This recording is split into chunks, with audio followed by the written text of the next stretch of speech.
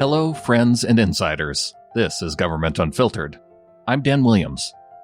In December 2019, Department of Justice Inspector General Michael Horowitz released a report titled Review of 4 FISA Applications and Other Aspects of the FBI's Crossfire Hurricane Investigation. The document describes the events that led up to the FBI's decision to put Carter Page, who is connected to the Trump presidential campaign, under surveillance. Information essential to that decision came from a series of papers that became known as the Steele dossier. The report explains why the FBI had reason to initially believe Steele as a reliable source, and how they later learned of additional information that raised questions among FBI officials about his reliability. A couple months back, in May of this year, the Senate Judiciary Committee announced that former Deputy Attorney General Rod Rosenstein would be the first in a series of hearings on the Crossfire Hurricane investigation, as well as the Mueller report.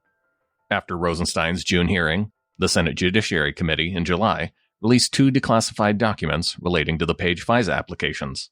For me, after watching that Senate hearing in June with Rosenstein and hearing bipartisan concern over issues documented in the Inspector General's report, I wanted to read the executive summary to understand the issues myself, because this is something we're likely going to be hearing about more leading up to the 2020 election. So I wanted to understand the issues straight from the source material. I started Government Unfiltered because I think it's important for public documents like this to be more accessible and available without the political commentary we get through the media. And because I believe there is value in making information easier to access and understand, it's why I'm creating this podcast on the value for value model. If you also believe that there is value in having public documents in podcast form and available to share, all I ask is that you decide what that's worth to you and contribute to supporting this show. I'm not taking on advertisers or commercial interests just so they can tell me where they think I should focus my time. I want this to be a listener-supported effort.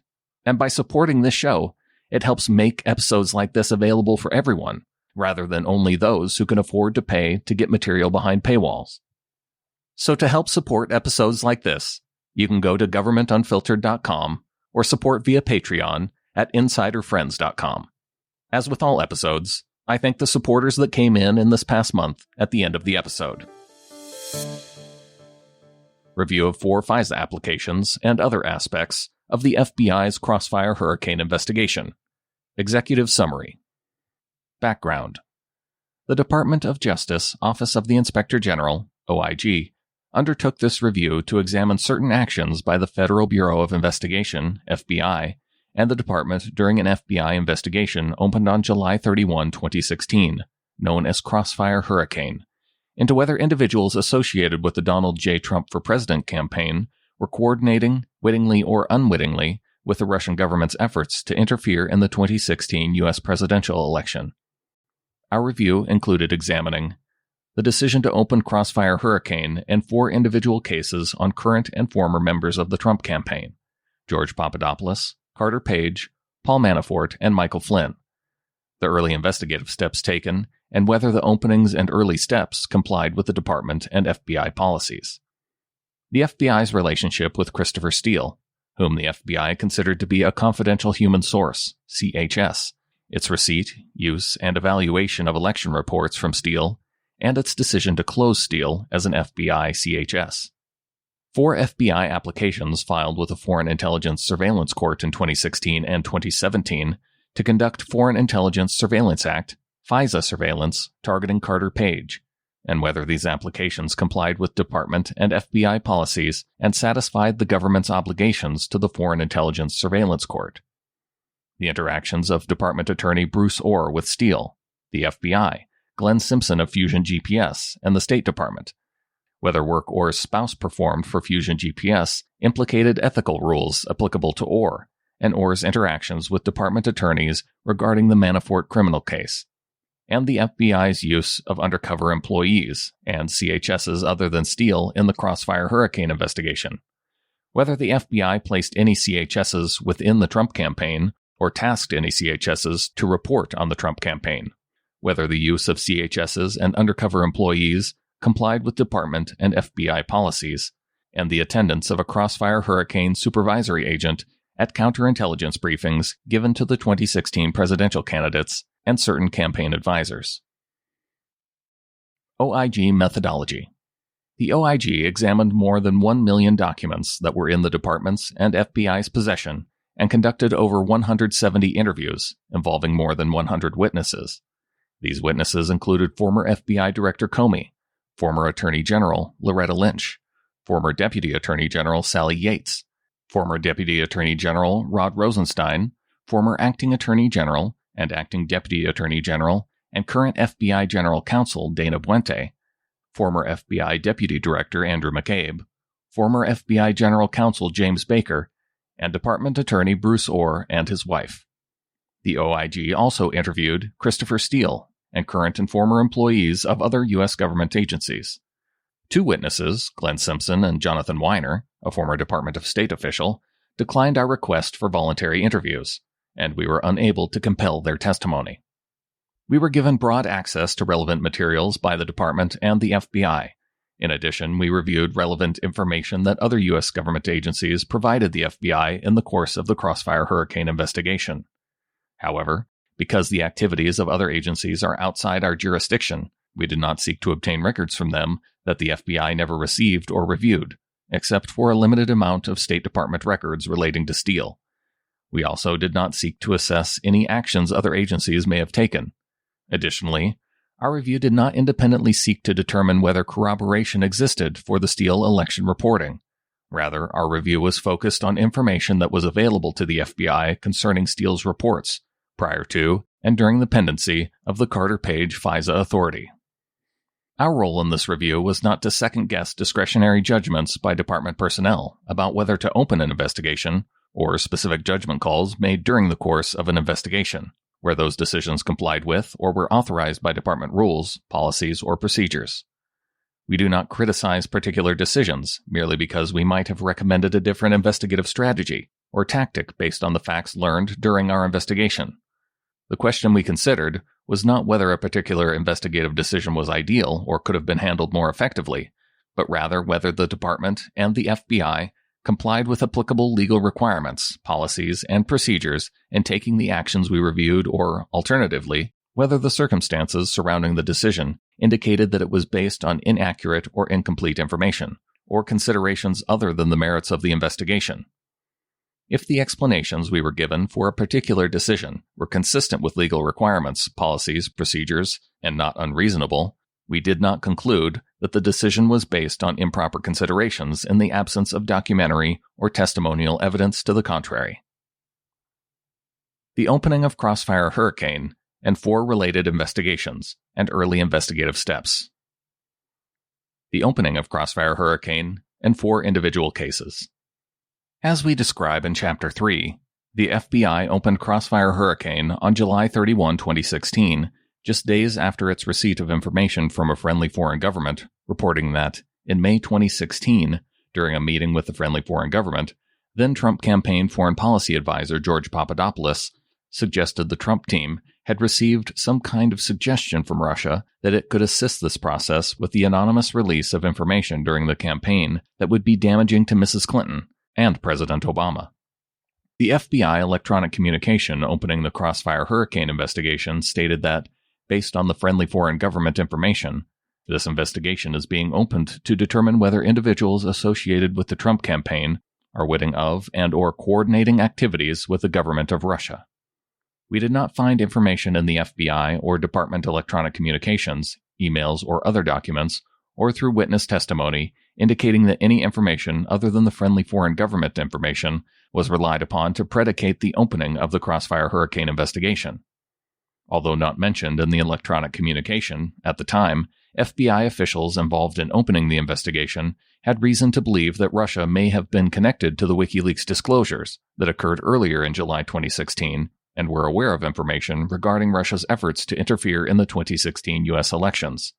These officials, though, did not become aware of Steele's election reporting until weeks later, and we therefore determined that Steele's reports played no role in the Crossfire Hurricane opening. The FBI assembled a headquarters-based investigative team of special agents, analysts, and supervisory special agents, referred to throughout this report as the Crossfire Hurricane Team, who conducted an initial analysis of links between Trump campaign members and Russia. Based on this analysis, the Crossfire Hurricane team opened individual cases in August 2016 on 4 U.S. persons: Papadopoulos, Carter Page, Paul Manafort, and Michael Flynn, all of whom were affiliated with the Trump campaign at the time the cases were opened. As detailed in Chapter 2, the Attorney General's Guidelines for Domestic Operations, Attorney General Guidelines, and the FBI's Domestic Investigations Operations Guide both require that FBI investigations be undertaken for an authorized purpose, that is, to detect, obtain information about, or prevent or protect against federal crimes or threats to the national security, or to collect foreign intelligence. Additionally, both the Attorney General Guidelines and the Domestic Investigations Operations Guide permit the FBI to conduct an investigation, even if it might impact First Amendment or other constitutionally protected activity, so long as there is some legitimate law enforcement purpose associated with the investigation. In addition to requiring an authorized purpose, FBI investigations must have adequate factual predication before being initiated. The predication requirement is not a legal requirement, but rather a prudential one imposed by Department and FBI policy. The Domestic Investigations Operations Guide provides for 2 types of investigations: preliminary investigations and full investigations. A preliminary investigation may be opened based upon any allegation or information indicative of possible criminal activity or threats to the national security. A full investigation may be opened based on an articulable factual basis that reasonably indicates any one of 3 defined circumstances exists, including an activity constituting a federal crime or a threat to the national security has or may have occurred, is or may be occurring, or will or may occur, and the investigation may obtain information relating to the activity or the involvement or role of an individual, group, or organization in such activity. In full investigations, such as Crossfire Hurricane, all lawful investigative methods are allowed.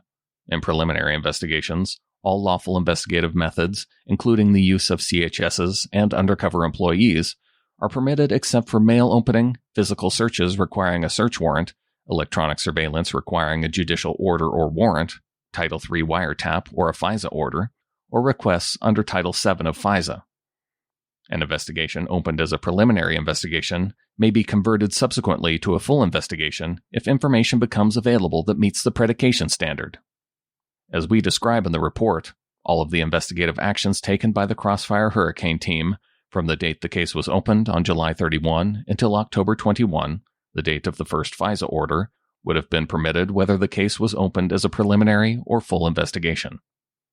The Attorney General Guidelines and the Domestic Investigations Operations Guide do not provide heightened predication standards for sensitive matters or allegations potentially impacting constitutionally protected activity, such as First Amendment rights. Rather, the approval and notification requirements contained in the Attorney General Guidelines and the Domestic Investigations Operations Guide are in part intended to provide the means by which such concerns can be considered by senior officials. However, we were concerned to find that neither the Attorney General Guidelines nor the Domestic Investigations Operations Guide contain a provision requiring department consultation before opening an investigation such as the one here, involving the alleged conduct of individuals associated with a major party presidential campaign. Crossfire Hurricane was opened as a full investigation, and all of the senior FBI officials who participated in discussions about whether to open a case told us the information warranted opening it.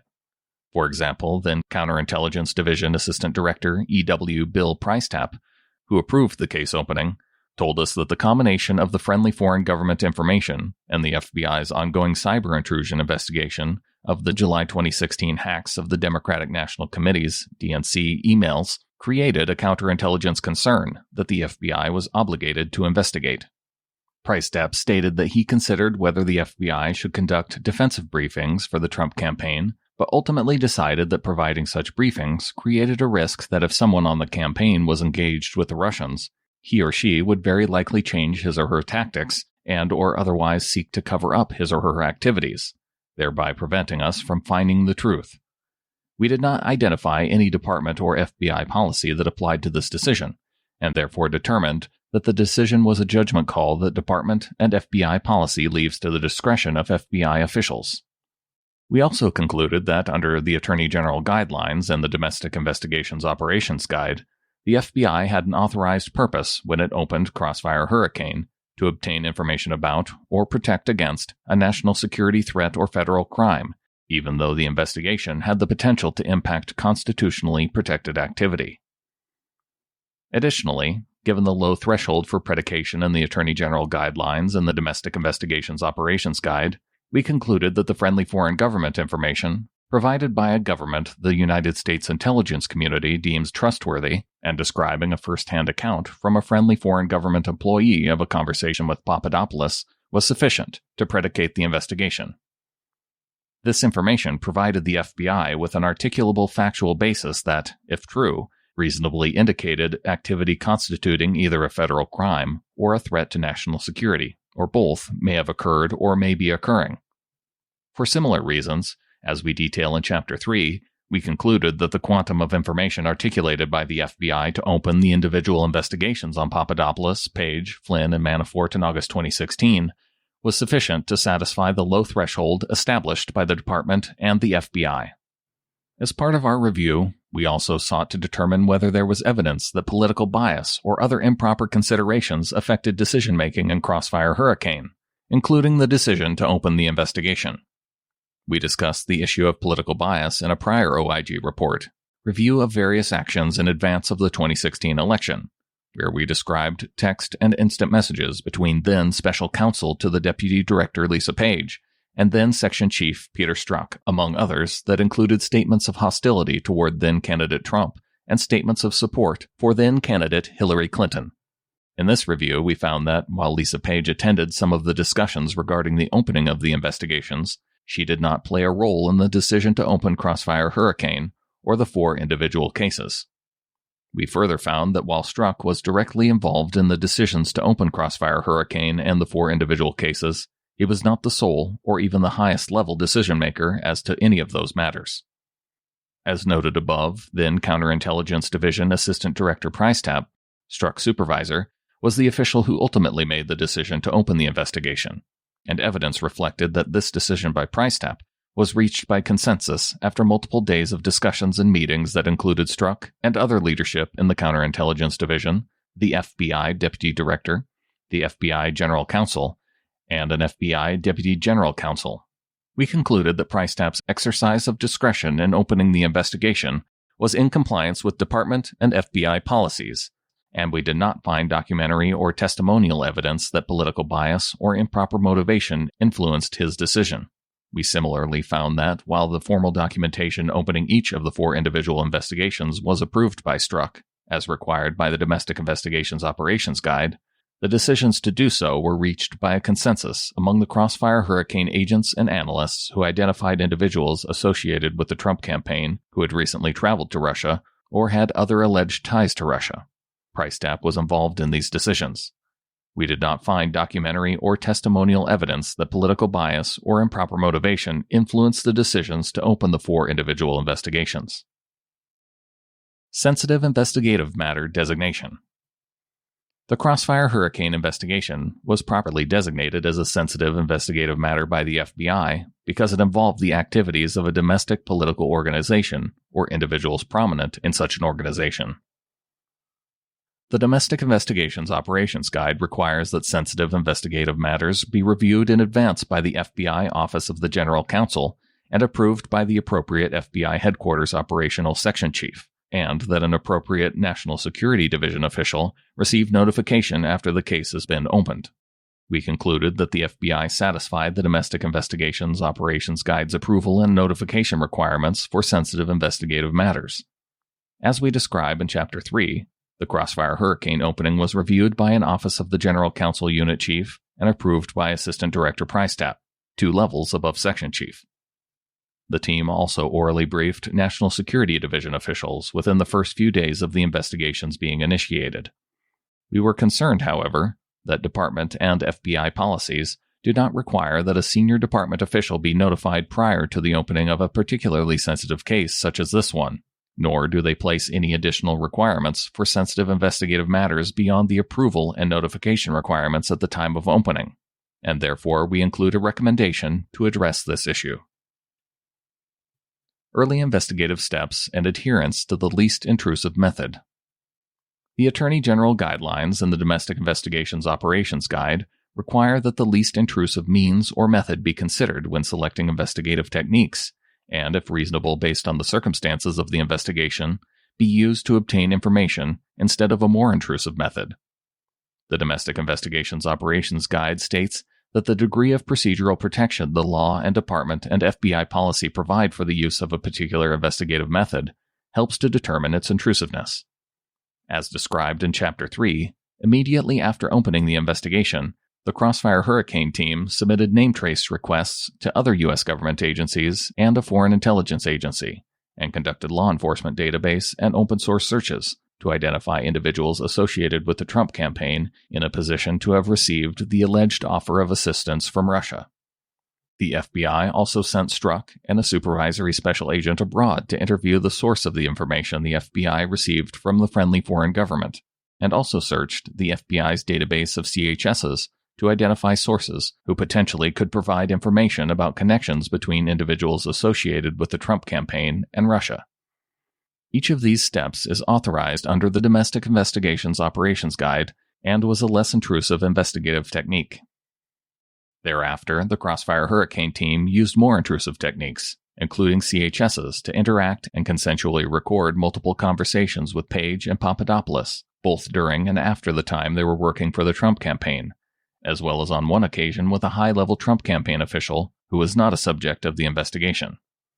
We found that under Department and FBI policy, although the CHS activity implicated First Amendment protected activity, the operations were permitted because their use was not for the sole purpose of monitoring activities protected by the First Amendment or the lawful exercise of other rights secured by the Constitution or laws of the United States. Additionally, we found that under FBI policy, the use of a CHS to conduct consensual monitoring is a matter of investigative judgment that, absent certain circumstances, can be authorized by a first-line supervisor, a supervisory special agent. We determined that the CHS operations conducted during Crossfire Hurricane received the necessary FBI approvals, and that while Assistant Director Prystep knew about and approved of all of the operations, review beyond a first-level FBI supervisor was not required by Department or FBI policy. We found it concerning that Department and FBI policy did not require the FBI to consult with any department official in advance of conducting CHS operations involving advisors to a major party candidate's presidential campaign, and we found no evidence that the FBI consulted with any department officials before conducting these CHS operations.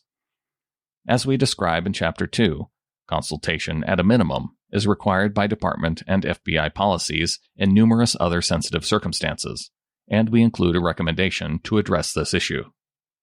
Shortly after opening the Carter Page investigation in August 2016, the Crossfire Hurricane team discussed the possible use of FISA-authorized electronic surveillance targeting Page, which is among the most sensitive and intrusive investigative techniques. As we describe in Chapter 5, the FBI ultimately did not seek a FISA order at that time because the Office of the General Counsel, the National Security Division's Office of Intelligence, OI, or both, determined that more information was needed to support probable cause that Page was an agent of a foreign power. However, immediately after the Crossfire Hurricane team received Steele's election reporting on September 19, the team reinitiated their discussions with OI and their efforts to obtain FISA surveillance authority for Page, which they received from the Foreign Intelligence Surveillance Court on October 21. The decision to seek to use this highly intrusive investigative technique was known and approved at multiple levels of the department, including by then Deputy Attorney General Yates for the initial FISA application and first renewal, and by then Acting Attorney General Buente, and then Deputy Attorney General Rosenstein for the second and third renewals respectively. However, as we explain later, the Crossfire Hurricane team failed to inform department officials of significant information that was available to the team at the time that the FISA applications were drafted and filed.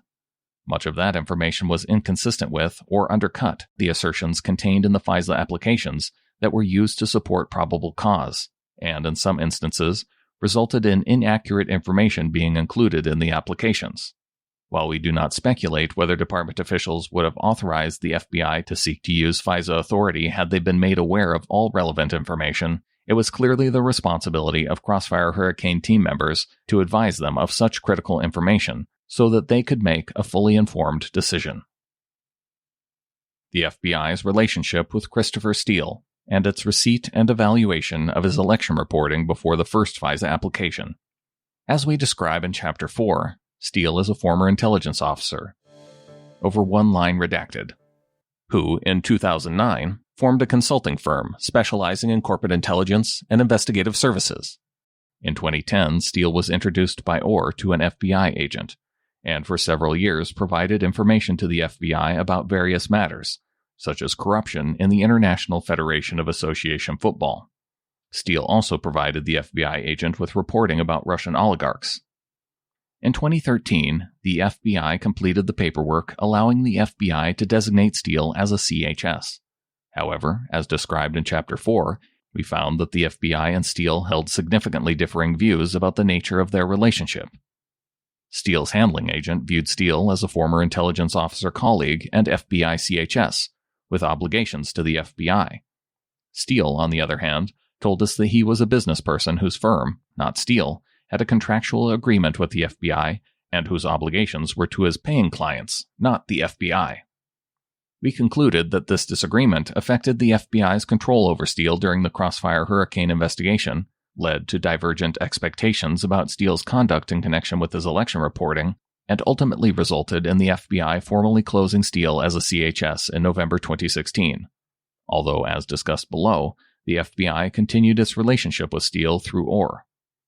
In June 2016, Steele and his consulting firm were hired by Fusion GPS, a Washington, D.C. investigative firm, to obtain information about whether Russia was trying to achieve a particular outcome in the 2016 U.S. elections, what personal and business ties then-candidate Trump had in Russia, and whether there were any ties between the Russian government and Trump or his campaign. Steele's work for Fusion GPS resulted in his producing numerous election-related reports, which have been referred to collectively as the Steele dossier. Steele himself was not the originating source of any of the factual information in his reporting. Steele instead relied on a primary subsource for information, who used his or her network of subsources to gather information that was then passed to Steele. With Fusion GPS's authorization, Steele directly provided more than a dozen of his reports to the FBI between July and October 2016, and several others to the FBI through Orr and other third parties. The Crossfire Hurricane team received the first 6 election reports on September 19, 2016, more than 2 months after Steele first gave his handling agent 2 of the 6 reports. We describe the reasons it took 2 months for the reports to reach the team in Chapter 4. FBI's efforts to evaluate the Steele reporting. Steele's handling agent told us that when Steele provided him with the first election reports in July 2016 and described his engagement with Fusion GPS, it was obvious to him that the request for the research was politically motivated. The supervisory intelligence analyst, who supervised the analytical efforts for the Crossfire Hurricane team, explained that he was also aware of the potential for political influences on the Steele reporting. The fact that the FBI believed Steele had been retained to conduct political opposition research did not require the FBI, under either DOJ or FBI policy, to ignore his reporting. The FBI regularly receives information from individuals with potentially significant biases and motivations, including drug traffickers, convicted felons, and even terrorists. The FBI is not required to set aside such information. Rather, FBI policy requires that it critically assess the information. We found that after receiving Steele's reporting, the Crossfire Hurricane team began those efforts in earnest. We determined that the FBI's decision to receive Steele's information for Crossfire Hurricane was based on multiple factors, including 1. Steele's prior work as an intelligence professional for one line redacted, 2. His expertise on Russia, 3. His record as an FBI CHS, 4. The assessment of Steele's handling agent that Steele was reliable and had provided helpful information to the FBI in the past, and 5. The themes of Steele's reporting were consistent with the FBI's knowledge at the time of Russian efforts to interfere in the 2016 U.S. elections. However, as we describe later, as the FBI obtained additional information raising significant questions about the reliability of the Steele election reporting, the FBI failed to reassess the Steele reporting relied upon in the FISA applications and did not fully advise National Security Division or OI officials.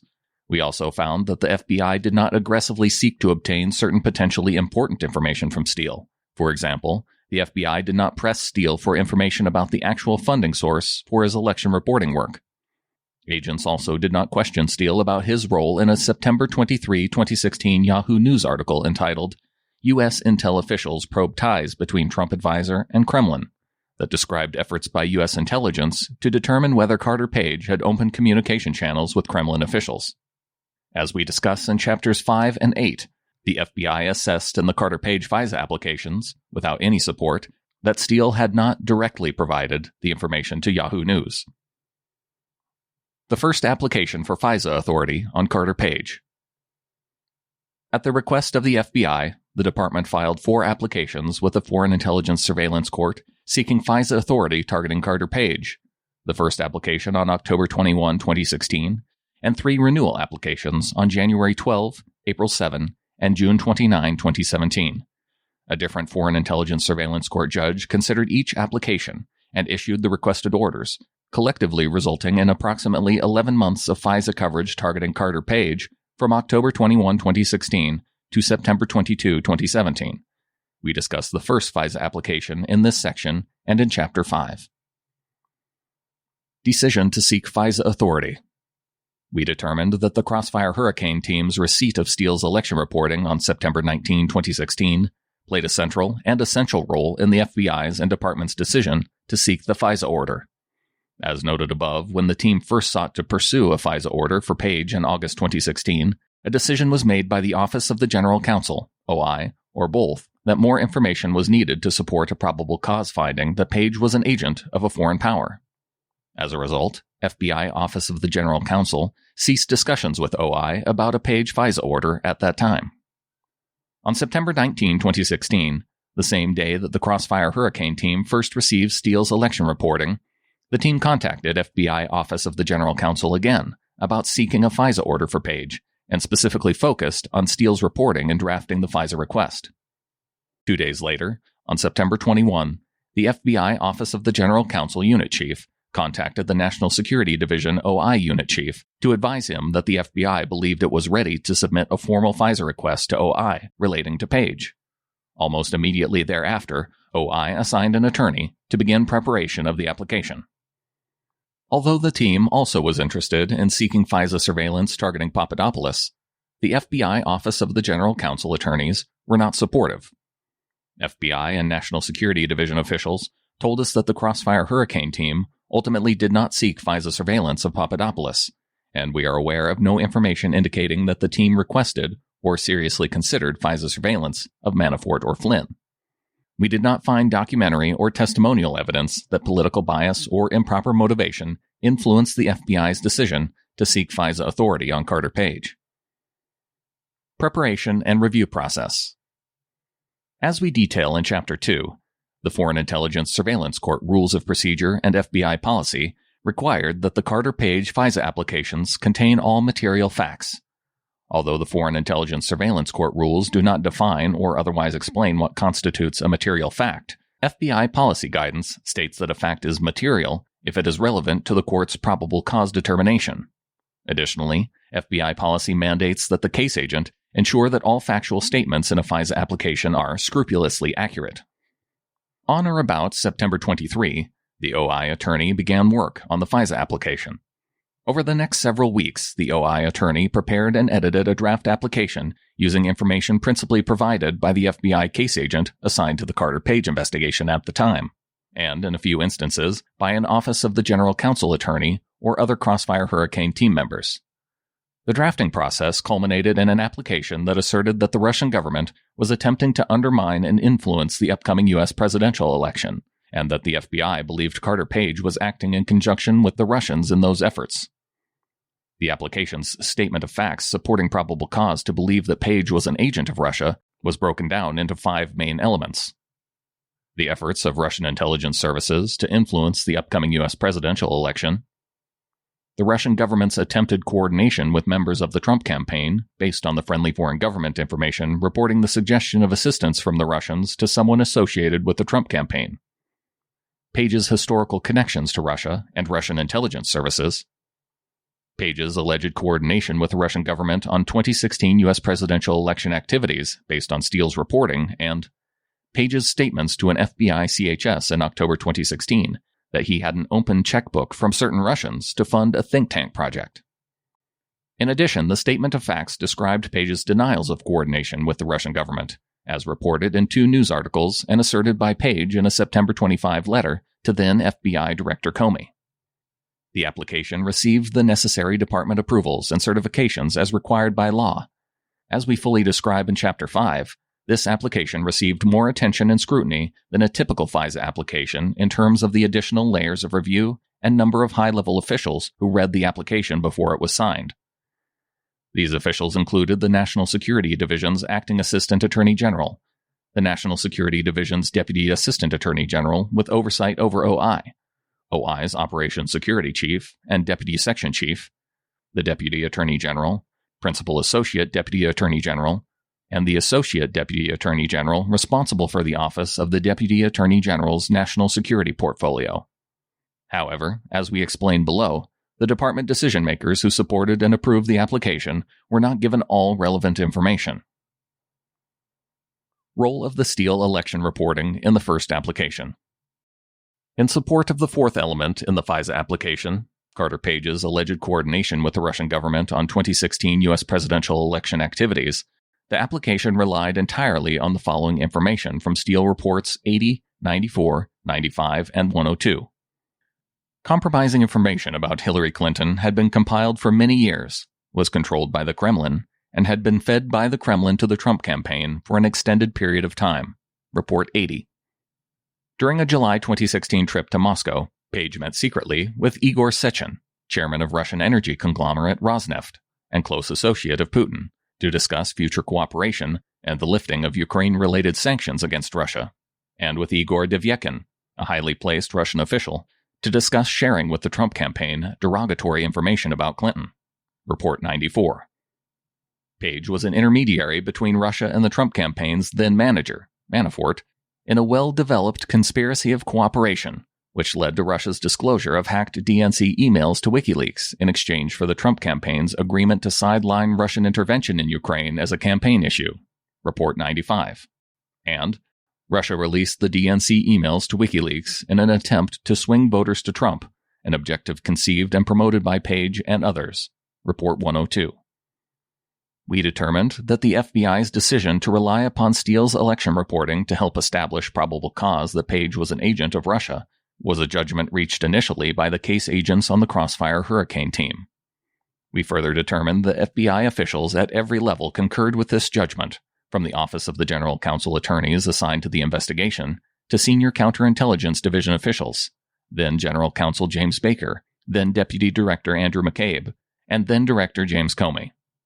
FBI leadership supported relying on Steele's reporting to seek a FISA order on Page after being advised of, and giving consideration to, concerns expressed by Stuart Evans, then National Security Division's Deputy Assistant Attorney General with oversight responsibility over OI, that Steele may have been hired by someone associated with presidential candidate Clinton or the DNC, and that the foreign intelligence to be collected through the FISA order would probably not be worth the risk of being criticized later for collecting communications of someone, Carter Page, who was politically sensitive. According to McCabe, the FBI felt strongly that the FISA application should move forward because the team believed they had to get to the bottom of what they considered to be a potentially serious threat to national security, even if the FBI would later be criticized for taking such action. McCabe and others discussed the FBI's position with the National Security Division and Office of the Deputy Attorney General officials, and these officials accepted the FBI's decision to move forward with the application, based substantially on the Steele information.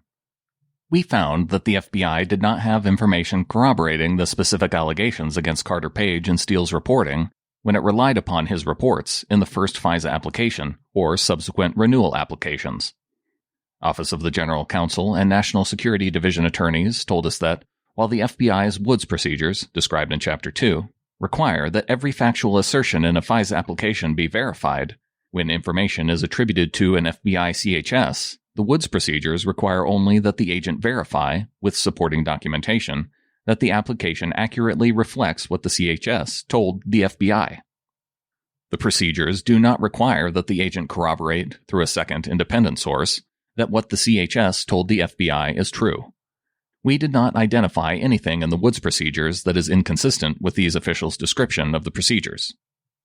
However, absent corroboration for the factual assertions in the election reporting, it was particularly important for the FISA applications to articulate the FBI's knowledge of Steele's background and its assessment of his reliability.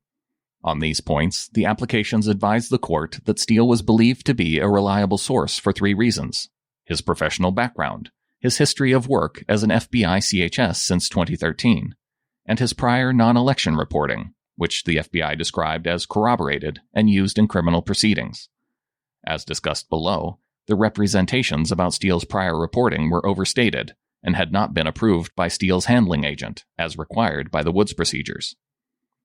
Due to Evans's persistent inquiries, the FISA application also included a footnote, developed by OI based on information provided by the Crossfire Hurricane team, to address Evans's concern about the potential political bias of Steele's research.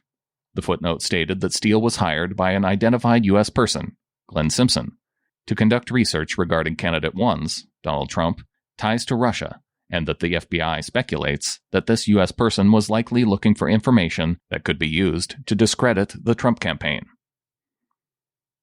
Relevant information inaccurately stated, omitted, or undocumented in the first application.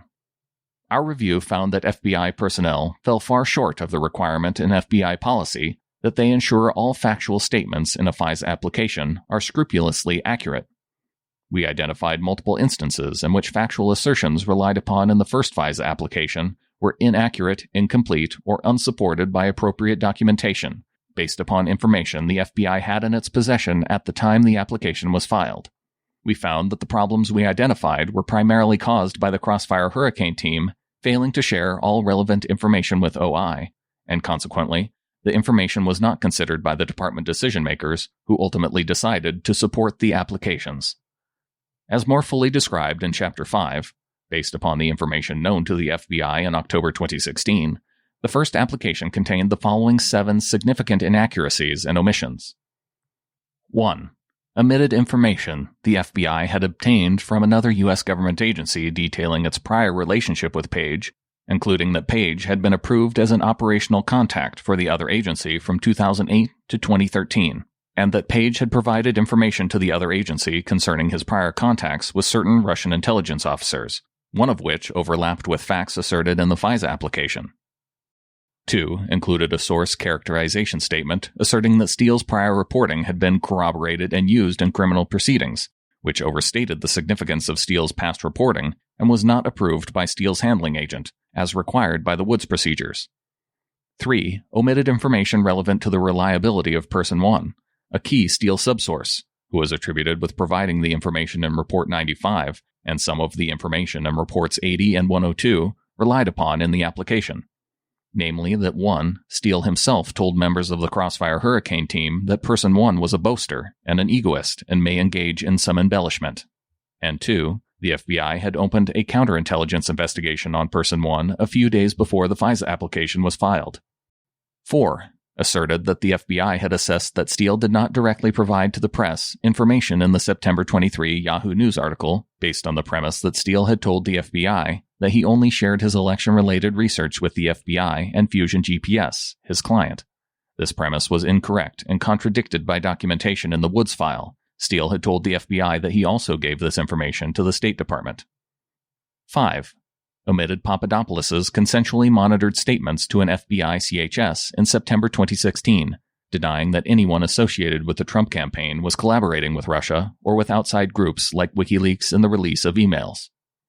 6. Omitted Page's consensually monitored statements to an FBI CHS in August 2016, that Page had literally never met or said one word to Paul Manafort, and that Manafort had not responded to any of Page's emails. If true, those statements were in tension with claims in Report 95 that Page was participating in a conspiracy with Russia by acting as an intermediary for Manafort on behalf of the Trump campaign. And 7. Included Page's consensually monitored statements to an FBI CHS in October 2016 that the FBI believed supported its theory that Page was an agent of Russia, but omitted other statements Page made that were inconsistent with its theory, including denying having met with Sechin and Devyekin, or even knowing who Devyekin was. If true, those statements contradicted the claims in Report 94 that Page had met secretly with Sechin and Devyekin about future cooperation with Russia and shared derogatory information about candidate Clinton. None of these inaccuracies and omissions were brought to the attention of OI before the last FISA application was filed in June 2017. Consequently, these failures were repeated in all 3 renewal applications. Further, as we discuss later, we identified 10 additional significant errors in the renewal applications. The failure to provide accurate and complete information to the OI attorney concerning Page's prior relationship with another U.S. government agency, item 1 above, was particularly concerning because the OI attorney had specifically asked the case agent in late September 2016 whether Carter Page had a current or prior relationship with the other agency. In response to that inquiry, the case agent advised the OI attorney that Page's relationship was dated, claiming it was when Page lived in Moscow in 2004 to 2007, and outside scope. This representation, however, was contrary to information that the other agency had provided to the FBI in August 2016, which stated that Page was approved as an operational contact of the other agency from 2008 to 2013, after Page had left Moscow. Moreover, rather than being outside scope, Page's status with the other agency overlapped in time with some of the interactions between Page and known Russian intelligence officers that were relied upon in the FISA applications to establish probable cause. Indeed, Page had provided information to the other agency about his past contacts with a Russian intelligence officer, Intelligence Officer 1, which were among the historical connections to Russian intelligence officers that the FBI relied upon in the first FISA application and subsequent renewal applications. According to the information from the other agency, an employee of the other agency had assessed that Page candidly described his contact with Intelligence Officer 1 to the other agency. Thus, the FBI relied upon Page's contacts with Intelligence Officer 1, among others, in support of its probable cause statement in the FISA application, while failing to disclose to OI or the Foreign Intelligence Surveillance Court that 1. Page had been approved as an operational contact by the other agency during a 5-year period that overlapped with allegations in the FISA application. 2. Page had disclosed to the other agency contacts that he had with Intelligence Officer 1 and certain other individuals. And 3. The other agency's employee had given a positive assessment of Page's candor. Further, we were concerned by the FBI's inaccurate assertion in the application that Steele's prior reporting had been corroborated and used in criminal proceedings, which we were told was primarily a reference to Steele's role in the Federation of Association football corruption investigation. We found that the team had speculated that Steele's prior reporting had been corroborated and used in criminal proceedings without clearing the representation with Steele's handling agent, as required by the Woods procedures. According to the handling agent, he would not have approved the representation in the application because only some of Steele's prior reporting had been corroborated. Most of it had not. And because Steele's information was never used in a criminal proceeding. We concluded that these failures created the inaccurate impression in the applications that at least some of Steele's past reporting had been deemed sufficiently reliable by prosecutors to use in court, and that more of his information had been corroborated than was actually the case. We found no evidence that the OI attorney, National Security Division supervisors, Office of the Deputy Attorney General officials, or Yates were made aware of these issues before the first application was submitted to the court. Although we also found no evidence that Comey had been made aware of these issues at the time he certified the application, as discussed in our analysis in Chapter 11, multiple factors made it difficult for us to precisely determine the extent of FBI leadership's knowledge as to each fact that was not shared with OI and not included, or inaccurately stated, in the FISA applications. These factors included, among other things, limited recollections, the inability to question Comey or refresh his recollection with relevant classified documentation because of his lack of a security clearance, and the absence of meeting minutes that would show the specific details shared with Comey and McCabe during briefings they received, beyond the more general investigative updates that we know they were provided. FBI activities after the first FISA application and FBI efforts to assess Steele's election reporting. On October 31, 2016, shortly after the first FISA application was signed, an article entitled, "A Veteran Spy Has Given the FBI Information Alleging a Russian Operation to Cultivate Donald Trump," was published by Mother Jones. Steele admitted to the FBI that he was a source for the article, and the FBI closed him as a CHS for cause in November 2016. However, as we describe below, despite having been closed for cause, the Crossfire Hurricane team continued to obtain information from Steele through Orr, who met with the FBI on 13 occasions to pass along information he had been provided by Steele. In Chapter 6, we describe the events that followed Steele's closing as a CHS, including the FBI's receipt of information from several third parties who had acquired copies of the Steele election reports, use of information from the Steele reports in an interagency assessment of Russian interference in the U.S. 2016 elections, and continuing efforts to learn about Steele and his source network and to verify information from the reports following Steele's closure. Starting in December 2016, FBI staff participated in an interagency effort to assess the Russian government's intentions and actions concerning the 2016 U.S. elections. We learned that whether and how to present Steele's reporting in the intelligence community assessment was a topic of significant discussion between the FBI and the other agencies participating in it. According to FBI staff, as the interagency editing process for the intelligence community assessment progressed, the Central Intelligence Agency, CIA, expressed concern about the lack of vetting for the Steele election reporting and asserted it did not merit inclusion in the body of the report. An FBI Intel section chief told us the CIA viewed it as an internet rumor. In contrast, as we describe in Chapter 6, the FBI, including Comey and McCabe, sought to include the reporting in the intelligence community assessment. Limited information from the Steele reporting ultimately was presented in an appendix to the intelligence community assessment. FBI efforts to verify information in the Steele election reports and to learn about Steele and his source network continued after Steele's closure as a CHS. In November and December 2016, FBI officials traveled abroad and met with persons who previously had professional contacts with Steele or had knowledge of his work. Information these FBI officials obtained about Steele was both positive and negative. We found, however, that the information about Steele was not placed in his FBI CHS file. We further learned that the FBI's Validation Management Unit completed a human source validation review of Steele in early 2017.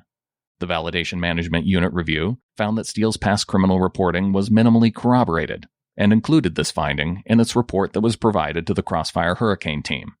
This determination by the Validation Management Unit was in tension with the source characterization statement included in the initial FISA application, which represented that Steele's prior reporting had been corroborated and used in criminal proceedings.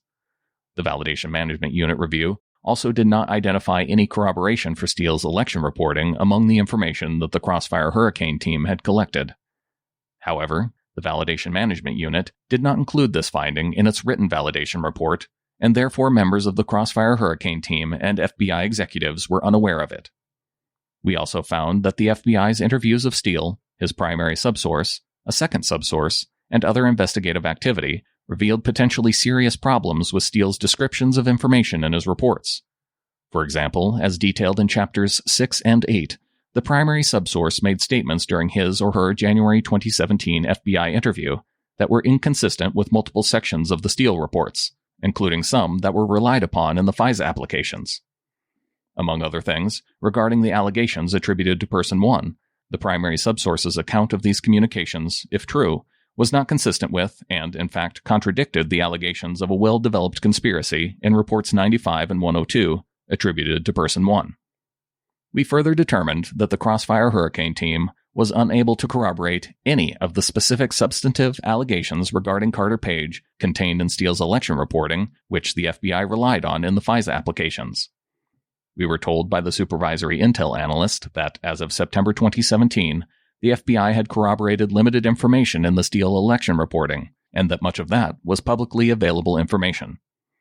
Most relevant to the Carter Page FISA applications, the allegations contained in Reports 80, 94, 95, and 102, which were relied upon in all four applications, remained uncorroborated, and in several instances were inconsistent with information gathered by the Crossfire Hurricane team. One paragraph, 10.5 lines, redacted. The 3 renewal applications for continued FISA authority on Carter Page. As noted above, the FBI filed 3 renewal applications with the FISA Intelligence Surveillance Court on January 12, April 7, and June 29, 2017. In addition to repeating the 7 significant errors contained in the first FISA application and outlined above, we identified 10 additional significant errors in the 3 renewal applications, based upon information known to the FBI after the first application and before one or more of the renewals. We describe the circumstances surrounding these 10 errors in Chapter 8 and provide a chart listing additional errors in Appendix 1. As more fully described in Chapter 8, the renewal applications, 8, omitted the fact that Steele's primary subsource, who the FBI found credible, had made statements in January 2017 raising significant questions about the reliability of allegations included in the FISA applications, including, for example, that he or she did not recall any discussion with Person 1 concerning WikiLeaks, and there was, quote, nothing bad, unquote, about the communications between the Kremlin and the Trump team, and that he or she did not report to Steele in July 2016 that Page had met with Sechin. 9. Omitted Page's prior relationship with another U.S. government agency, despite being reminded by the other agency in June 2017, prior to the filing of the first renewal application, about Page's past status with that other agency. Instead of including this information in the final renewal application, the Office of the General Counsel Attorney altered an email from the other agency so that the email stated that Page was, quote, not a source, unquote, for the other agency, which the FBI affiant relied upon in signing the final renewal application. 10. Omitted information from persons who previously had professional contacts with Steele or had direct knowledge of his work-related performance, including statements that Steele had no history of reporting in bad faith, but, quote, demonstrates lack of self-awareness, poor judgment, unquote. Quote, pursued people with political risk but no intelligence value, unquote. Quote, didn't always exercise great judgment, unquote. And it was, quote, not clear what he would have done to validate, unquote, his reporting. 11. Omitted information obtained from Orr about Steele and his election reporting, including that 1. Steele's reporting was going to Clinton's presidential campaign and others, 2. Simpson was paying Steele to discuss his reporting with the media, and 3. Steele was, quote, desperate that Donald Trump not get elected and was passionate about him not being the U.S. president, unquote. 12. Failed to update the description of Steele after information became known to the Crossfire Hurricane team from Orr and others that provided greater clarity on the political origins and connections of Steele's reporting, including that Simpson was hired by someone associated with the Democratic Party and or the DNC. 13. Failed to correct the assertion in the first FISA application that the FBI did not believe that Steele directly provided information to the reporter who wrote the September 23 Yahoo News article, even though there was no information in the Woods file to support this claim, and even after certain Crossfire Hurricane officials learned in 2017, before the third renewal application, of an admission that Steele made in a court filing about his interactions with the news media in the late summer and early fall of 2016. 14. Omitted the finding from an FBI source validation report that Steele was suitable for continued operation, but that his past contributions to the FBI's criminal program had been minimally corroborated, and instead continued to assert in the source characterization statement that Steele's prior reporting had been corroborated and used in criminal proceedings. 15. Omitted Papadopoulos' statements to an FBI CHS in late October 2016, denying that the Trump campaign was involved in the circumstances of the DNC email hack. 16. Omitted Joseph Mifsud's denials to the FBI that he supplied Papadopoulos with the information Papadopoulos shared with the friendly foreign government, suggesting that the campaign received an offer or suggestion of assistance from Russia. And 17. Omitted information indicating that Page played no role in the Republican platform change on Russia's annexation of Ukraine, as alleged in the Report 95, which was inconsistent with a factual assertion relied upon to support probable cause in all 4 FISA applications. Among the most serious of the 10 additional errors we found in the renewal applications was the FBI's failure to advise OI or the court of the inconsistencies, described in detail in Chapter 6, between Steele and his primary subsource on the reporting relied upon in the FISA applications. Although the primary subsource's account of these communications, if true, was not consistent with, and in fact, contradicted the allegations of a well-developed conspiracy in Reports 95 and 102 attributed to Person 1. The FBI did not share this information with OI. The FBI also failed to share other inconsistencies with OI, including the primary subsource's account of the alleged meeting between Page and Sechin in Steele's Report 94, and his or her descriptions of the source network. The fact that the primary subsource's account contradicted key assertions attributed to his or her own subsources in Steele's Reports 94, 95, and 102 should have generated significant discussions between the Crossfire Hurricane team and OI prior to submitting the next FISA renewal application. According to Evans, had OI been made aware of the information, such discussions might have included the possibility of foregoing the renewal request altogether, at least until the FBI reconciled the differences between Steele's account and the primary subsource's account to the satisfaction of OI. However, we found no evidence that the Crossfire Hurricane team ever considered whether any of the inconsistencies warranted reconsideration of the FBI's assessment of the reliability of the Steele reports or notice to OI before the subsequent renewal applications were filed. Instead, the second and third renewal applications provided no substantive information concerning the primary subsource's interview and offered only a brief conclusory statement that the FBI met with the primary subsource in an effort to further corroborate Steele's reporting and found the primary subsource to be truthful and cooperative. We believe that including this statement, without also informing OI and the court that the primary subsource's account of events contradicted key assertions in Steele's reporting, left a misimpression that the primary subsource had corroborated the Steele reporting. Indeed, in a letter to the Foreign Intelligence Surveillance Court in July 2018, before learning of these inconsistencies from us during this review, the department defended the reliability of Steele's reporting and the FISA applications by citing, in part, to the primary subsource's interview as, quote, additional information corroborating Steele's reporting, unquote, and noting that the FBI's determination that he or she was truthful and cooperative. The renewal applications also continued to fail to include information regarding Carter Page's past relationship with another U.S. government agency, even though both OI and members of the Crossfire Hurricane expressed concern about the possibility of a prior relationship following interviews that Page gave to news outlets in April and May 2017, stating that he had assisted other U.S. government agencies in the past. As we describe in Chapter 8, in June 2017, Supervisory Special Agent 2, who was to be the affiant for renewal application number 3 and had been the affiant for the first 2 renewals, told us that he wanted a definitive answer to whether Page had ever been a source for another U.S. government agency before he signed the final renewal application. This led to interactions between the Office of the General Counsel Attorney assigned to Crossfire Hurricane and a liaison from the other U.S. government agency.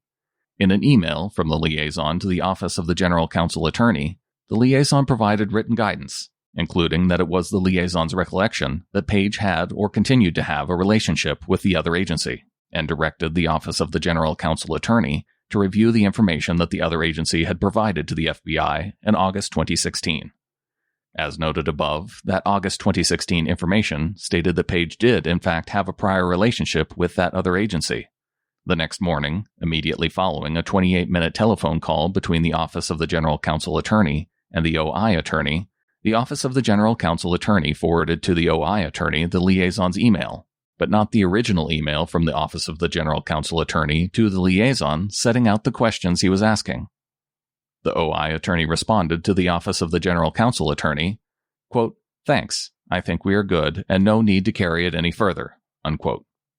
However, when the Office of the General Counsel Attorney subsequently sent the liaison's email to Supervisory Special Agent 2, the Office of the General Counsel Attorney altered the liaison's email by inserting the words, quote, not a source, unquote, into it, thus making it appear that the liaison had said that Page was, quote, not a source, unquote, for the other agency.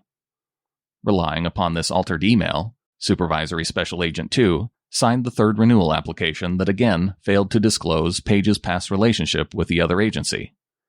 Consistent with the Inspector General Act of 1978, following the OIG's discovery that the Office of the General Counsel Attorney had altered and sent the email to Supervisory Special Agent 2, who thereafter relied on it to swear out the third FISA application, the OIG promptly informed the Attorney General and the FBI Director and provided them with the relevant information about the Office of the General Counsel Attorney's actions.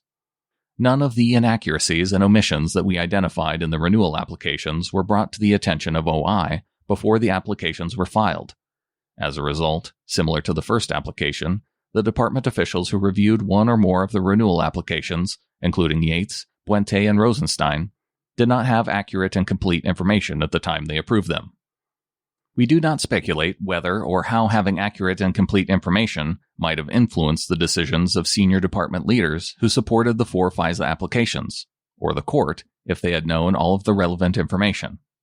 Nevertheless, it was the obligation of the FBI agents and supervisors who are aware of the information to ensure that the FISA applications were scrupulously accurate, and that OI, the department's decision-makers, and ultimately the court had the opportunity to consider the additional information and the information omitted from the first application. The individuals involved did not meet this obligation. Conclusions concerning all 4 FISA applications. We concluded that the failures described above and in this report represent serious performance failures by the supervisory and non-supervisory agents with responsibility over the FISA applications. These failures prevented OI from fully performing its gatekeeper function and deprived the decision-makers the opportunity to make fully informed decisions. Although some of the factual misstatements and omissions we found in this review were arguably more significant than others, we believe that all of them taken together resulted in FISA applications that made it appear that the information supporting probable cause was stronger than was actually the case. We identified at least 17 significant errors or omissions in the Carter Page FISA applications, and many additional errors in the Woods procedures. These errors and omissions resulted from case agents providing wrong or incomplete information to OI and failing to flag important issues for discussion. While we did not find documentary or testimonial evidence of intentional misconduct on the part of the case agents who assisted OI in preparing the applications, or the agents and supervisors who performed the Woods procedures, we also did not receive satisfactory explanations for the errors or problems we identified. In most instances, the agents and supervisors told us that they either did not know or recall why the information was not shared with OI, that the failure to do so may have been an oversight, that they did not recognize at the time the relevance of the information to the FISA application, or that they did not believe the missing information to be significant. On this last point, we believe that case agents may have improperly substituted their own judgments in place of the judgment of OI or in place of the court to weigh the probative value of the information.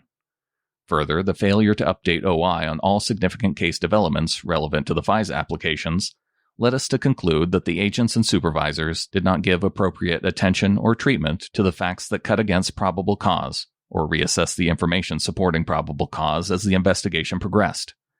The agents and supervisory special agents also did not follow, or appear to even know, the requirements in the Woods procedures to re-verify the factual assertions from previous applications that are repeated in renewal applications and verify source characterization statements with the CHS handling agent and document the verification in the Woods file. That so many basic and fundamental errors were made by 3 separate, hand-picked teams on one of the most sensitive FBI investigations that was briefed to the highest levels within the FBI, and that FBI officials expected would eventually be subjected to close scrutiny, raised significant questions regarding the FBI chain of command's management and supervision of the FISA process. FBI headquarters established a chain of command for Crossfire Hurricane that included close supervision by senior counterintelligence division managers, who then briefed FBI leadership throughout the investigation.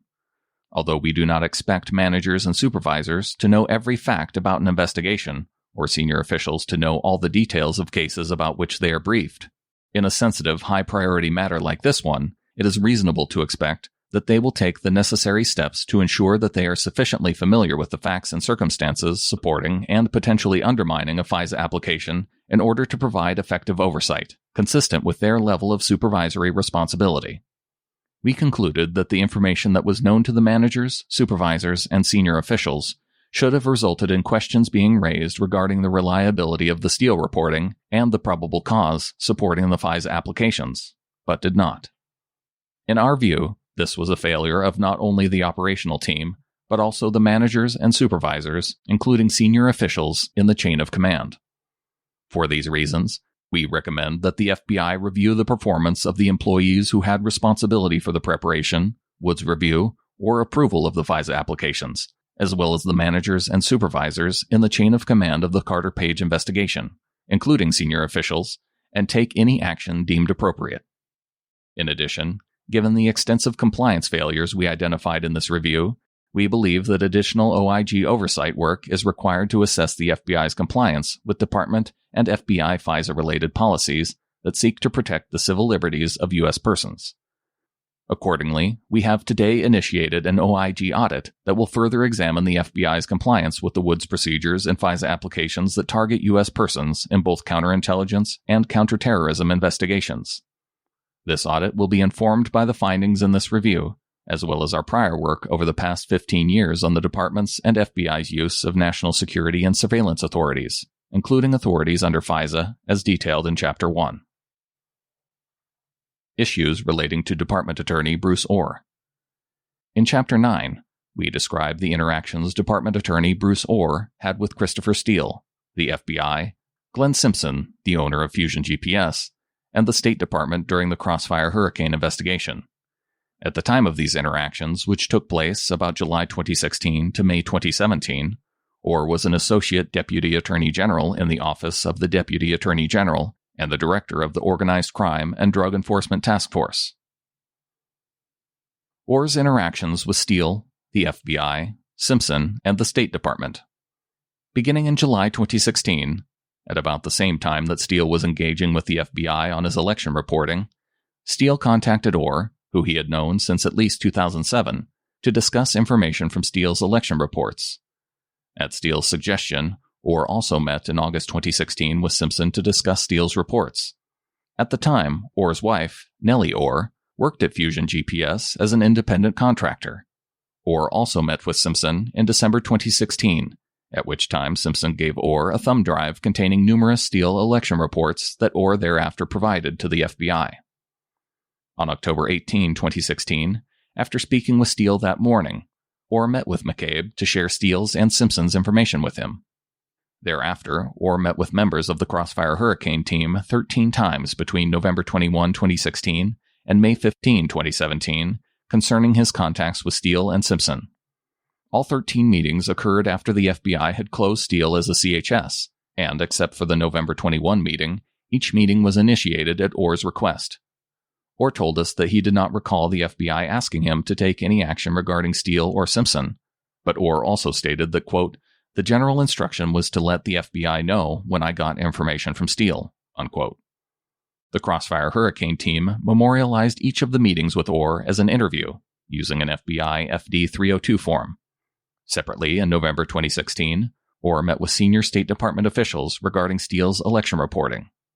Department leadership, including Orr's supervisors in the Office of the Deputy Attorney General and the Office of the Deputy Attorney General officials who reviewed and approved the Carter Page FISA applications, were unaware of Orr's meetings with FBI officials, Steele, Simpson, and the State Department until after Congress requested information from the department regarding Orr's activities in late November 2017. We did not identify a specific department policy prohibiting Orr from meeting with Steele, Simpson, or the State Department and providing the information he learned from those meetings to the FBI. However, Orr was clearly cognizant of his responsibility to inform his supervisors of these interactions, and acknowledged to the OIG that the possibility that he would have been told by his supervisors to stop having such contact may have factored into his decision not to tell them about it. We concluded that Orr committed consequential errors in judgment by 1. Failing to advise his direct supervisors or the Deputy Attorney General that he was communicating with Steele and Simpson, and then requesting meetings with the FBI's Deputy Director and Crossfire Hurricane team on matters that were outside of his areas of responsibility, and 2. Making himself a witness in the investigation by meeting with Steele and providing Steele's information to the FBI. As we describe in Chapter 8, the late discovery of Orr's meetings with the FBI prompted the National Security Division to notify the Foreign Intelligence Surveillance Court in July 2018, over a year after the final FISA renewal was issued, of information that Orr had provided to the FBI, but that the FBI had failed to inform the National Security Division and OI about, and therefore was not included in the FISA applications, including that Steele was, quote, "desperate that Donald Trump not get elected and was passionate about him not being the U.S. president," unquote. FBI compliance with policies. The FBI's CHS Policy Guide provides guidance to agents concerning contacts with CHSs after they have been closed for cause, as was the case with Steele as of November 2016. According to the CHS Policy Guide, a handling agent must not initiate contact with or respond to contacts from a former CHS who has been closed for cause, absent exceptional circumstances that are approved by a supervisory special agent. The The CHS policy guide also requires reopening of the CHS if the relationship between the FBI and a closed CHS is expected to continue beyond the initial contact or debriefing. Reopening requires high levels of supervisory approval, including a finding that the benefits of reopening the CHS outweigh the risks. We found that, while the Crossfire Hurricane team did not initiate direct contact with Steele after his closure, it responded to numerous contacts made by Steele through Orr. Orr himself was not a direct witness in the Crossfire Hurricane investigation. Rather, his purpose in communicating with the FBI was to pass along information from Steele. While the FBI's CHS policy does not explicitly address indirect contact between an FBI agent and a closed CHS, we concluded that the repeated contacts with Steele should have triggered the CHS policy requiring that such contacts occur only after a supervisory special agent determines that exceptional circumstances exist. While a supervisory special agent was present for the meetings with Orr, we found no evidence that the supervisory special agents made considered judgments that exceptional circumstances existed for the repeated contacts. We also found that, given that there were 13 different meetings with Orr over a period of months, the use of Orr as a conduit between the FBI and Steele created a relationship by proxy that should have triggered, pursuant to FBI policy, a supervisory decision about whether to reopen Steele as a CHS or discontinue accepting information indirectly from him through Orr. Ethics issues raised by Nellie Orr's former employment with Fusion GPS. Fusion GPS employed Nellie Orr as an independent contractor from October 2015 to September 2016. On his annual financial disclosure forms covering calendar years 2015 and 2016, Orr listed Nellie Orr as an independent contractor and reported her income from that work on the form. We determined that financial disclosure rules did not require Orr to list on the form the specific organizations, such as Fusion GPS, that paid Nellie Orr as an independent contractor during the reporting period. In addition, for the reasons we explain in Chapter 11, we concluded that the federal ethics rules did not require Orr to obtain Department Ethics Council approval before engaging with the FBI in connection with the Crossfire Hurricane matter because of Nellie Orr's prior work for Fusion GPS. However, we found that, given the factual circumstances that existed, and the appearance that they created, Orr displayed a lapse in judgment by not availing himself of the process described in the ethics rules to consult with the Department Ethics Council about his involvement in the investigation. Meetings involving Orr, criminal division officials, and the FBI regarding the money laundering and asset recovery section investigation. Orr's supervisors in the Office of the Deputy Attorney General also were unaware that Orr, shortly after the U.S. elections in November 2016 and again in early 2017, participated in discussions about a money laundering investigation of Manafort that was then being led by prosecutors from the Money Laundering and Asset Recovery Section, which is located in the Criminal Division at the department's headquarters. As described in more detail in Chapter 9, in November 2016, Orr told Criminal Division Deputy Assistant Attorney General Bruce Swartz and counsel to the Criminal Division Assistant Attorney General Zainab Ahmad about information he was getting from Steele and Simpson about Manafort. Between November 16, 2016 and December 15, 2016, Orr participated in several meetings that were attended, at various times, by some or all of the following individuals: Swartz, Ahmad, Andrew Weissman, then Section Chief of the Criminal Division's Fraud Section, Struck, and Lisa Page. The meetings involving Orr, Swartz, Ahmad, and Weissman focused on their shared concern that the Money Laundering and Asset Recovery Section was not moving quickly enough on the Manafort criminal investigation, and whether there were steps they could take to move the investigation forward. The meetings with Struck and Page focused primarily on whether the FBI could assess the case's relevance, if any, to the FBI's Russian interference investigation.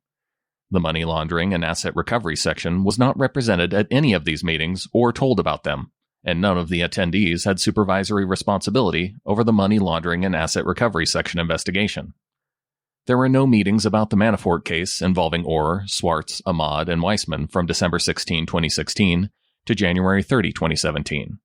On January 31, 2017, one day after Yates was removed as Deputy Attorney General, Ahmad, by then an acting Criminal Division Deputy Assistant Attorney General, after consulting with Swartz and Weissman, sent an email to Lisa Page, copying Weissman, Swartz, and Orr, requesting a meeting the next day to discuss, quote, a few criminal division-related developments, unquote.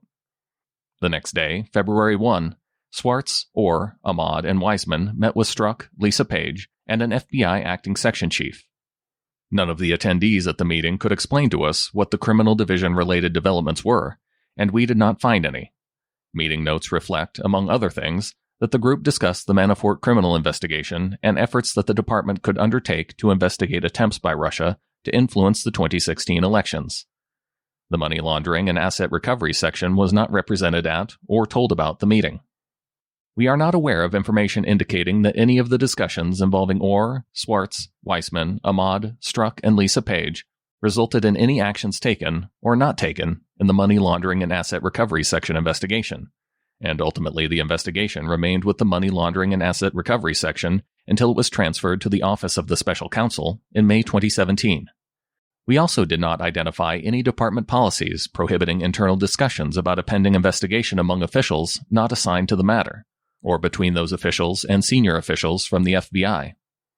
However, as described in Chapter 9, we were told that there was a decision not to inform the leadership of the criminal division, both before and after the change in presidential administrations, of these discussions in order to insulate the money laundering and asset recovery section investigation from becoming politicized. We concluded that this decision, made in the absence of concerns of potential wrongdoing or misconduct, and for the purpose of avoiding the appearance that an investigation is politicized, fundamentally misconstrued who is ultimately responsible and accountable for the department's work. We agree with the concerns expressed to us by then Deputy Attorney General Yates and then Criminal Division Assistant Attorney General Leslie Caldwell. Department leaders cannot fulfill their management responsibilities and be held accountable for the department's actions if subordinates intentionally withhold information from them in such circumstances.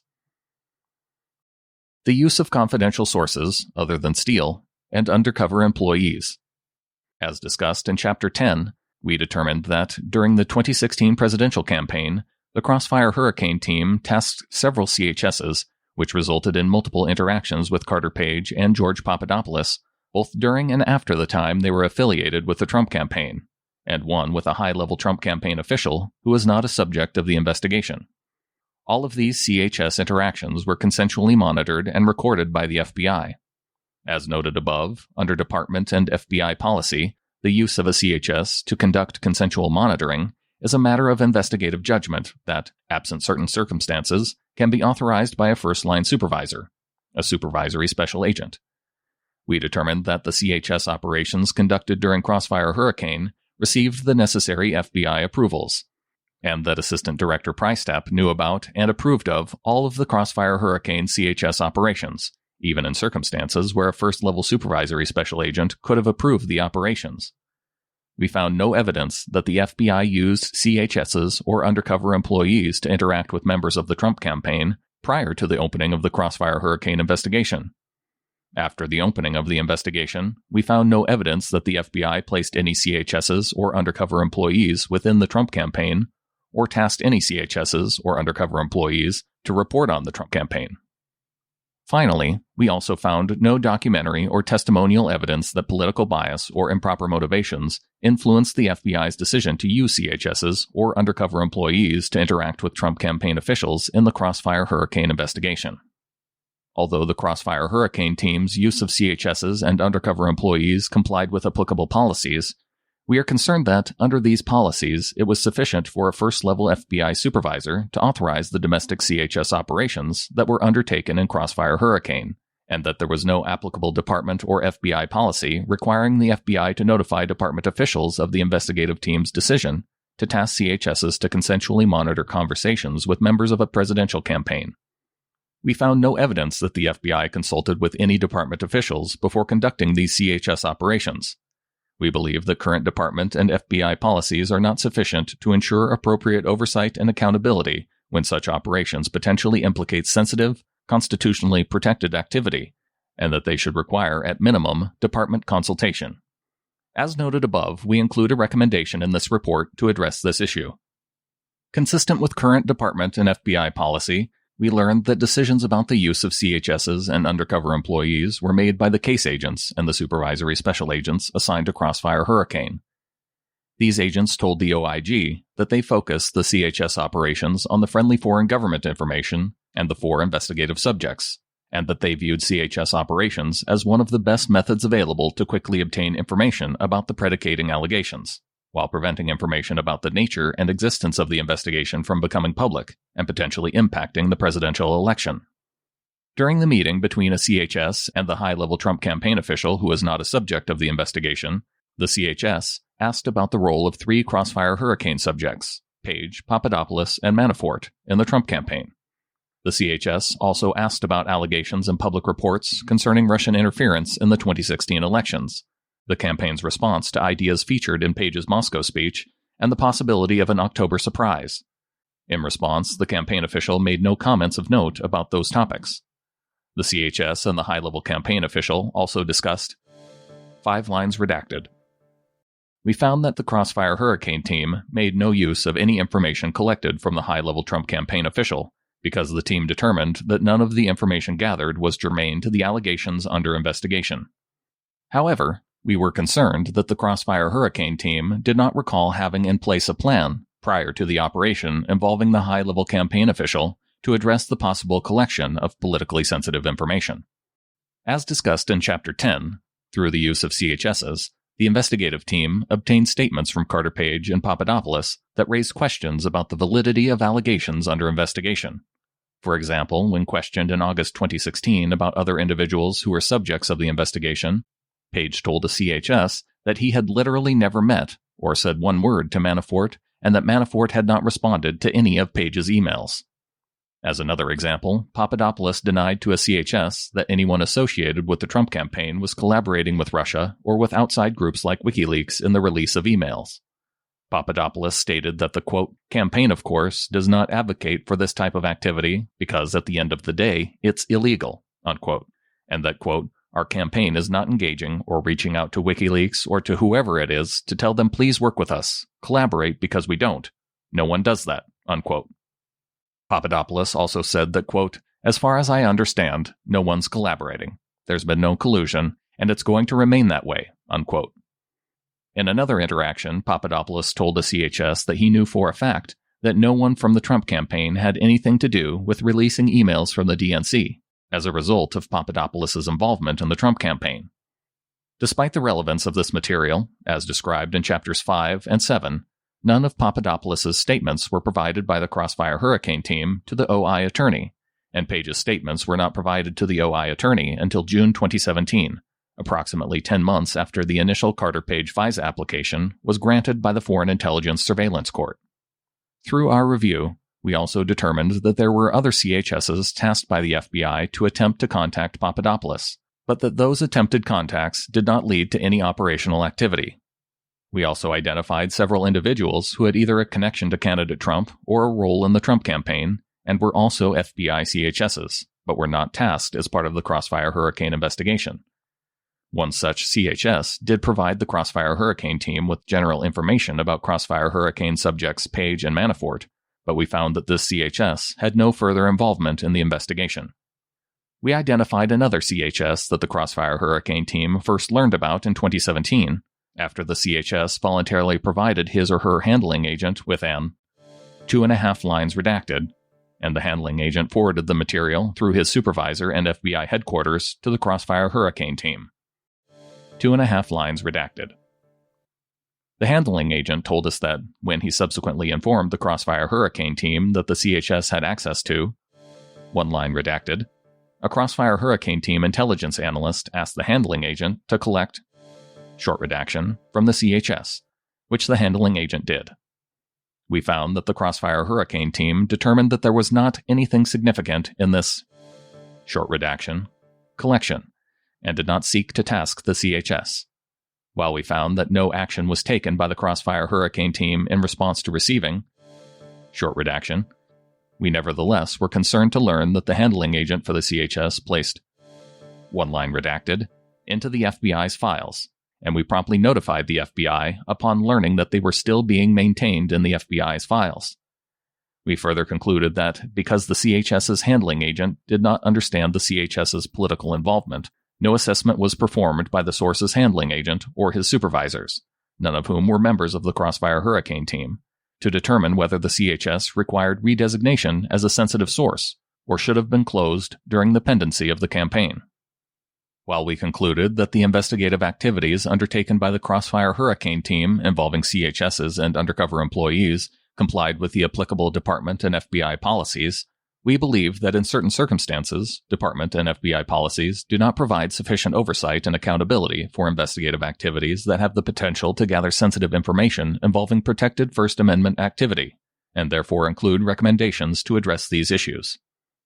Finally, as we describe in Chapter 10, we learned during the course of our review that in August 2016, the supervisor of the Crossfire Hurricane investigation, Supervisory Special Agent 1, participated on behalf of the FBI in a strategic intelligence briefing given by the Office of the Director of National Intelligence to candidate Trump and his national security advisors, including Michael Flynn, and in a separate strategic intelligence briefing given to candidate Clinton and her national security advisors. The stated purpose of the FBI portion of the briefing was to provide the recipients, quote, a baseline on the presence and threat posed by foreign intelligence services to the national security of the U.S., unquote. However, we found that Supervisory Special Agent 1 was selected to provide the FBI briefings in part because Flynn, who was a subject in the ongoing Crossfire Hurricane investigation, would be attending the Trump campaign briefing. Following his participation in the briefing of candidate Trump, Flynn and another Trump advisor, Supervisory Special Agent 1, drafted an electronic communication documenting his participation in the briefing and added the electronic communication to the Crossfire Hurricane investigative file. We were told that the decision to select Supervisory Special Agent 1 to participate in the Office of the Director of National Intelligence briefing was reached by consensus among a group of senior FBI officials, including McCabe and Baker. We noted that no one at the department or the Office of the Director of National Intelligence was informed that the FBI was using the Office of the Director of National Intelligence briefing of a presidential candidate for investigative purposes, and found no applicable FBI or department policies addressing this issue. We concluded that the FBI's use of this briefing for investigative reasons could potentially interfere with the expectation of trust and good faith among participants in strategic intelligence briefings, therefore frustrating their purpose. We therefore include a recommendation to address this issue. Recommendations. Our report makes 9 recommendations to the FBI and the Department to assist them in addressing the issues that we identified in this review. The Department and the FBI should ensure that adequate procedures are in place for OI to obtain all relevant and accurate information needed to prepare FISA applications and renewal applications, including CHS information. In Chapter 12, we identify a few specific steps to assist in this effort. The Department and FBI should evaluate which types of sensitive investigative matters require advance notification to a senior department official, such as the Deputy Attorney General, in addition to the notifications currently required for sensitive investigative matters, especially for case openings that implicate core First Amendment activity and raise policy considerations or heighten enterprise risk, and establish implementing policies and guidance as necessary. The FBI should develop protocols and guidelines for staffing and administrating any future sensitive investigative matters from FBI headquarters. The FBI should address the problems with the administration and assessment of CHSs identified in this report, including, at a minimum, revising the FBI's standard CHS admonishments, improving the documentation of CHS information, revising FBI policy to address the acceptance of information from a closed CHS indirectly through a third party, and taking other steps we identify in Chapter 12. The Department and FBI should clarify the terms 1. Sensitive monitoring circumstance in the Attorney General Guidelines and the Domestic Investigations Operations Guide to determine whether to expand its scope to include consensual monitoring of a domestic political candidate or an individual prominent within a domestic political organization, or a subset of these persons, so that consensual monitoring of such individuals would require consultation with or advance notification to a senior department official, such as the Deputy Attorney General. And 2. Prominent in a domestic political organization, so that agents understand which campaign officials fall within that definition as it relates to sensitive investigative matters, sensitive undisclosed participation, the designation of sensitive sources, and sensitive monitoring circumstance. The FBI should ensure that appropriate training on Domestic Investigations Operations Guide Section 4 is provided to emphasize the constitutional implications of certain monitoring situations, and to ensure that agents account for these concerns, both in tasking of CHSs and in the way they document interactions with and tasking of CHSs. The FBI should establish a policy regarding the use of defensive and transition briefings for investigative purposes, including the factors to be considered and approval by senior leaders at the FBI with notice to a senior department official, such as the Deputy Attorney General. The Department's Office of Professional Responsibility should review our findings related to the conduct of Department Attorney Bruce Orr for any action it deems appropriate. Orr's current supervisors in the Criminal Division should also review our findings related to Orr's performance for any action they deem appropriate. The FBI should review the performance of all employees who had responsibility for the preparation, Woods review, or approval of the FISA applications, as well as the managers, supervisors, and senior officials in the chain of command of the Carter Page investigation for any actions it deems appropriate. And that concludes the 19-page executive summary of the Department of Justice OIG review of 4 FISA applications and other aspects of the FBI's Crossfire Hurricane investigation. The full document is more than 400 pages long and is made up of 12 chapters that go into more detail about each of the issues addressed in the summary. With your support, if there is interest, I can produce larger documents like this full Inspector General report. James Marquardt is someone who came in this past month with a monthly donation of $4 via PayPal. So I specifically want to thank James in this episode for coming in with that donation. If you want to join James and others in producing episodes like this, you can go to governmentunfiltered.com and click the donate button for a one-time or monthly donation, or go to my Patreon page at insiderfriends.com to support monthly. If you'd like to donate anonymously, you can go to glow.fm/insider to donate on either a one-time or recurring basis. You can support this effort in other ways by telling your friends, family, and coworkers about it, and encouraging them to provide support if they feel there is value in making documents like this more accessible. As episodes like this are released, you can share them on social media. You can rate and review the podcast on various platforms, or offer to provide help in other ways to help return the value you get from this production effort. Lastly, you can follow the show on Twitter at GovUnfiltered or on Facebook at facebook.com/governmentunfiltered. Thank you for listening.